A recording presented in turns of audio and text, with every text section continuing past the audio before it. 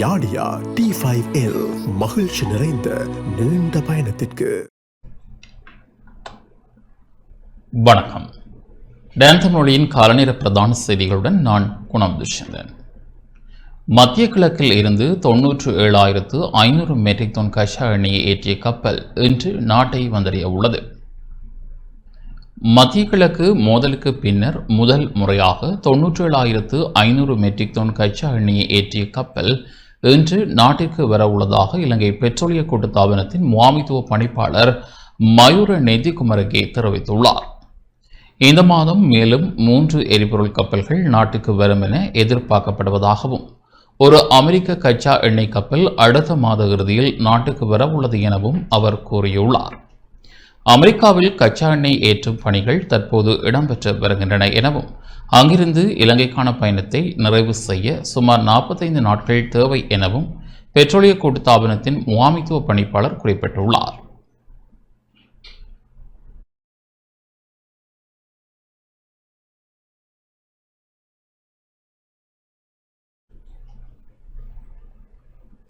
ஆட்பதிவு திணைக்களத்தின் ஒருநாள் சேவை உட்பட பொது சேவைகள் இன்று செயற்படாது என தெரிவிக்கப்பட்டுள்ளது. ஆட்பதிவு திணைக்களத்தின் அனைத்து பொது சேவைகளும் இன்று செயற்படாது என டிஜிட்டல் பொருளாதார அமைச்சு தெரிவித்துள்ளது. கணனி அமைப்பில் ஏற்பட்ட திடீர் கோளாறு காரணமாக இந்நடவடிக்கை எடுக்கப்பட்டுள்ளதாகவும் அதனை வழமைக்கு கொண்டு வரும் பணிகள் முன்னெடுக்கப்பட்டு வருவதாகவும் அமைச்சு அறிவித்துள்ளது. இதற்கமைய ஆட்பதிவு திணைக்களத்தின் பிரதான அலுவலகம் மற்றும் அனைத்து மாகாண அலுவலகங்களின் ஒருநாள் சேவை உள்ளிட்ட அனைத்து பொது சேவைகளும் இன்று செயற்படாது என அமைச்சு குறிப்பிட்டுள்ளது.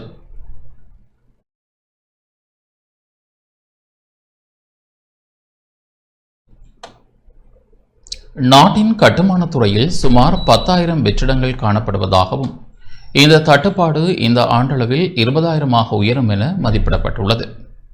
இலங்கையின் கட்டுமான துறையில் நிலவும் பாரிய தொழிலாளர் தட்டுப்பாட்டை நிவர்த்தி செய்வதற்காக வெளிநாட்டு தொழிலாளர்களை கட்டுப்படுத்தும் புதிய கொள்கைகளை அமுல்படுத்த தொழிலாளர் அமைச்சு நடவடிக்கை எடுத்துள்ளது. தற்போது கட்டுமான நிறுவனங்கள் அமைச்சுக்களின் நேரடி பரிந்துரையின் கீழ் வெளிநாட்டு தொழிலாளர்களை பணியில் அமர்த்தி வரும் நிலையில் இதனை முறைப்படுத்துவதற்கான அமைச்சரவை பத்திரத்தை இம்மாத இறுதியில் அல்லது மே மாத தொடக்கத்தில் சமர்ப்பிக்க உள்ளதாக அமைச்சின் செயலாளர் SM பேதிச தெரிவித்துள்ளார். நாட்டின் கட்டுமான துறையில் சுமார் 10,000 வெற்றிடங்கள் காணப்படுவதுடன் 2026 ஆண்டளவில் இந்த தட்டுப்பாடு 20,000 உயரும் என மதிப்பிடப்பட்டுள்ளது. இந்த சவாலை எதிர்கொள்ள இந்தியா, பங்களாதேஷ் மற்றும் நேபாளம் ஆகிய நாடுகளில் இருந்து தொழிலாளர்களை திரட்ட நிறுவனங்கள் திட்டமிட்டுள்ளன. அதேவேளை உள்நாட்டு தொழிலாளர்களை ஈர்க்கும் வகையில் அவர்களுக்கு சீருடைகள், முறையான ஊதியம், மேலதிக நேர கொடுப்பனவு மற்றும் நிதி மேலாண்மை தொடர்பான பயிற்சிகளை வழங்க வீடமைப்பு அமைச்சு தீர்மானித்துள்ளது. தொழிலாளர்களின் பாதுகாப்பை உறுதிப்படுத்தவும் அவர்களுக்கு தொழில்முறை அங்கீகாரத்தை பெற்றுக் கொடுக்கவும் தொழிலாளர் அமைச்சு மற்றும் வீடமைப்பு அமைச்சு இணைந்து இந்த விசேட வேலை திட்டங்களை முன்னெடுத்துள்ளமை குறிப்பிடத்தக்கது. யாழ்ப்பாணம் வடமராட்சி கிழக்கு கட்டைக்காட்டு பகுதியில் 4 வீடுகள் மீது தாக்குதல் நடாத்தப்பட்டுள்ளது. யாழ்ப்பாணம் வடமராட்சி கிழக்கு கட்டைக்காட்டு பகுதியில் ஒரே நேரத்தில் 4 வீடுகள் மீது நேற்று இரவு நபர் ஒருவரால் தாக்குதல் நடாத்தப்பட்டுள்ளது. வீடுகளுக்குள் அத்துமீறி நுழைந்த நபர் வீட்டின் உடைமைகள், ஜன்னல், கண்ணாடிகள், தளபாடங்களை அடித்து சேதப்படுத்தியுள்ளார். குறித்த நபர் அப்போதில் பல நாட்களாக குடும்பங்களை அச்சுறுத்தி வருவதாகவும் அருகில் வசிக்கும் குடும்பங்களுக்கு பாதுகாப்பில்லாத நிலை தோன்றியுள்ளதாகவும் பாதிக்கப்பட்டவர்கள் தெரிவித்துள்ளனர்.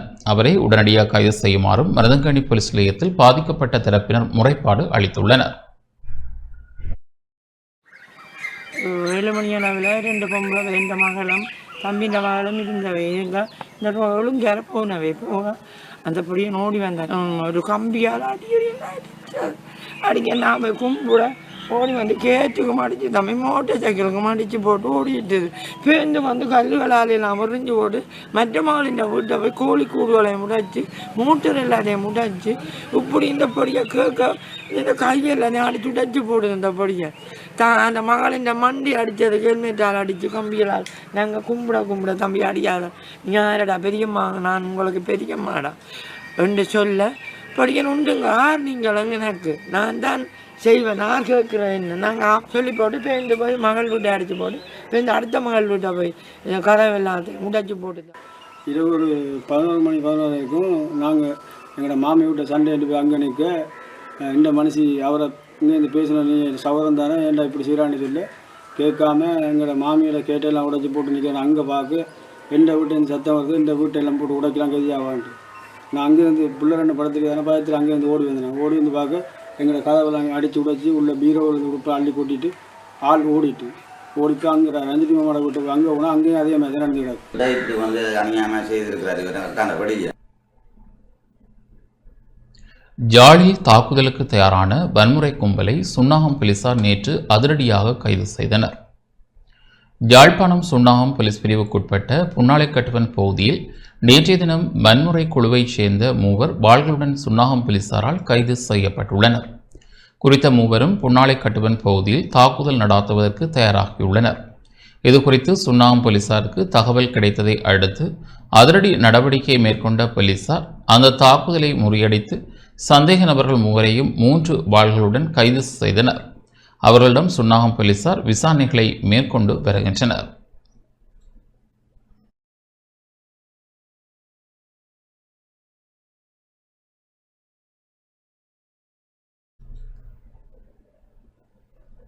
இலங்கையில் கடந்த 10 ஆண்டுகளில் உயர்கல்வி கற்றவர்களின் எண்ணிக்கை குறிப்பிடத்தக்க அளவு வளர்ச்சியடைந்துள்ளதாக 2024ஆம் ஆண்டுக்கான சனத்தொகை மற்றும் வீடமைப்பு தொகை மதிப்பு அறிக்கை தெரிவிக்கின்றது. இதன்படி 2012ஆம் ஆண்டில் 6557 காணப்பட்ட கலாநிதி பட்டம் பெற்றவர்களின் எண்ணிக்கை தற்போது 11757 உயர்வடைந்துள்ளது. இதேவேளை பல்கலைக்கழக பட்டதாரிகளின் எண்ணிக்கையும் 2 மடங்கிற்கும் மேலாக அதிகரித்தது. 7,80,000 இது எட்டியுள்ளது. கல்வி தகமைகள் தொடர்பான ஏனைய தரவுகளின்படி உயர்தரம் வரை கற்றவர்களின் எண்ணிக்கை 19%, 3ஆம் நிலை கல்வியை பூர்த்தி செய்தவர்களின் எண்ணிக்கை 26% உயர்வடைந்துள்ளது.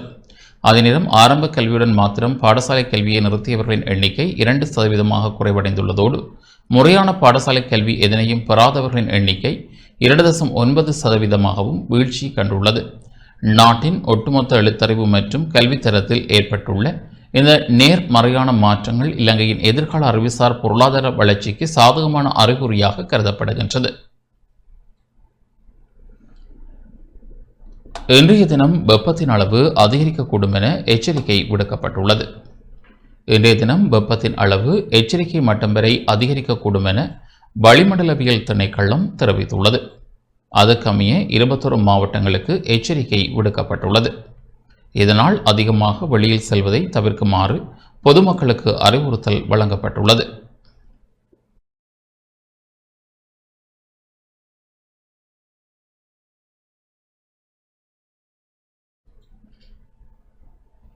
மஹிந்த ராஜபக்சவுக்கு எதிராக சமூக வலைதளத்தில் திட்டமிட்ட முறையில் அவதூறு பரப்பப்படுவதாக தெரிவித்து பெரமுனவின் இளைஞர் முன்னணியினர் குற்றப்புலனாய்வு திணைக்களத்தில் முறைப்பாடு செய்துள்ளனர். முன்னாள் ஜனாதிபதி மஹிந்த ராஜபக்சவுக்கு சொந்தமான 8 வங்கிக் கணக்குகளில் 930 பில்லியன் ரூபாய் பணம் இருப்பதாக தெரிவித்து சமூக வலைதளத்தில் திட்டமிட்ட முறையில் அவதூறு பரப்பப்படுவதாக தெரிவித்து ஸ்ரீலங்கா பொதுஜன பெரமுனவின் இளைஞர் முன்னணியினர் நேற்று குற்றப்புலனாய்வு திணைக்களத்தில் முறைப்பாடு செய்துள்ளனர். தேசிய மக்கள் சக்தியின் சமூக வலைதள கணக்குகளின் ஊடாக போலி செய்திகள் பரப்பப்பட்டு வருவதாகவும் மஹிந்த ராஜபக்சவின் ஜனாதிபதியின் நற்பெயருக்கு களங்கம் விளைவிக்க முயற்சிக்கப்படுவதாகவும் முறைப்பாட்டில் குறிப்பிடப்பட்டுள்ளது. இந்த முறைப்பாட்டை பெரமுனவின் செயற்குழு உறுப்பினர் பஷன் கஸ்தூரி, கொழும்பு மாநகர சபை உறுப்பினர் தயாகாந்த பெரேரா மற்றும் கட்சி உறுப்பினர் எம் நிஷாந்த ஆகியோர் முன்னிலையாகினர்.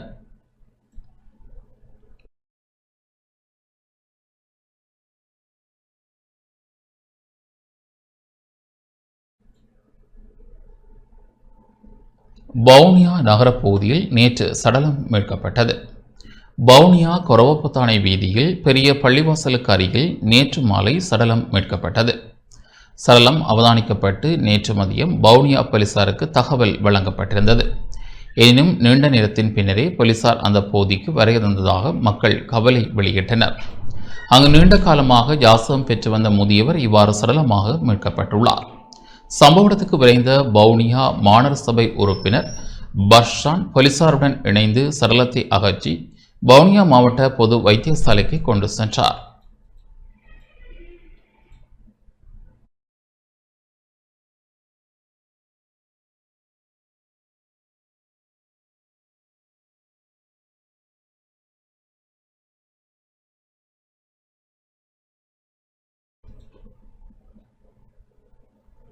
சர்வதேச ஸ்தாபகர் ஏ.டி. ஆரியரட்னவின் 2வது ஆண்டு நினைவஞ்சலி மட்டக்களப்பில் அனுஷ்டிக்கப்பட்டது.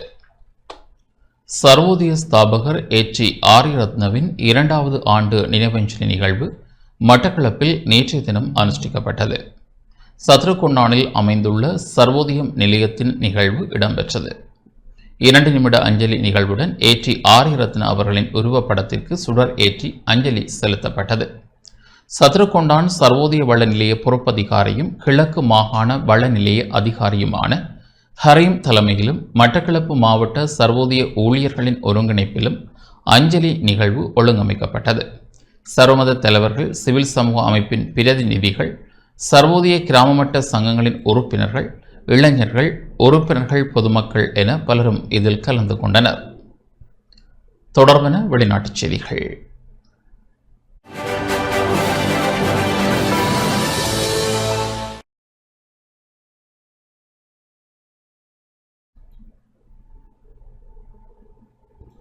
அமெரிக்கா மற்றும் ஈரானுக்கு இடையிலான பேச்சுவார்த்தைகளில் அணுசக்தி திட்டம் மற்றும் கோர்முஸ் நீரிணையின் கட்டுப்பாடு ஆகிய விவகாரங்கள் பாரிய முட்டுக்கட்டையாக மாறியுள்ளன.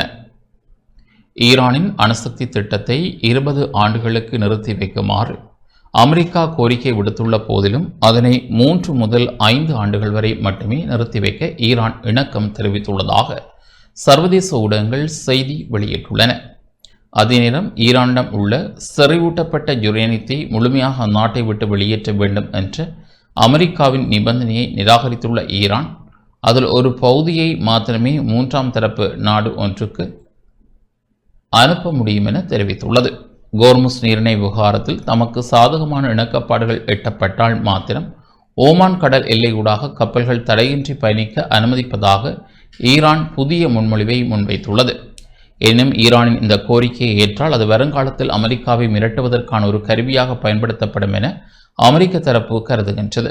ஈரானிய பேச்சுவார்த்தை குழுவிற்குள் நிலவும் உட்பூசல்கள் மற்றும் கடும்போக்குவாதிகளுடைய தலையீடுகள் காரணமாக ராஜ்யாந்திர ரீதியில் எட்டப்படுகின்ற உடன்பாடுகளை செயற்படுத்துவதில் தொடர்ந்து சிக்கல்கள் நீடித்து வருகின்றமை குறிப்பிடத்தக்கது.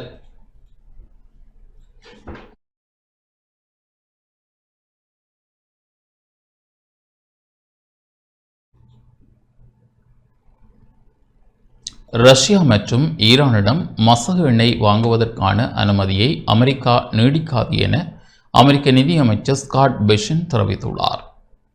மத்திய கிழக்கு போர் பதற்றம் காரணமாக ரஷ்யா மற்றும் ஈரானிடம் மசகு எண்ணெய் வாங்குவதற்கு அளிக்கப்பட்ட அனுமதியை அமெரிக்கா நீடிக்காது என அமெரிக்க நிதி அமைச்சர் ஸ்காட் பெஷன் தெரிவித்துள்ளார்.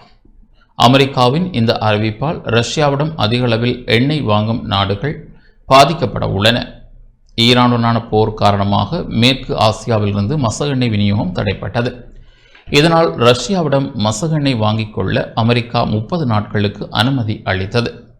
ரஷ்யாவிடம் மசகு எண்ணெய் வாங்கினாலும் வரி விதிக்கப்பட மாட்டாது என கூறி விலக்களிக்கப்பட்ட நிலையில் மசகு எண்ணெய் வாங்குவதற்கான அனுமதி நீடிக்கப்பட மாட்டாது என்ற தகவல்கள் வெளியாகியுள்ளது.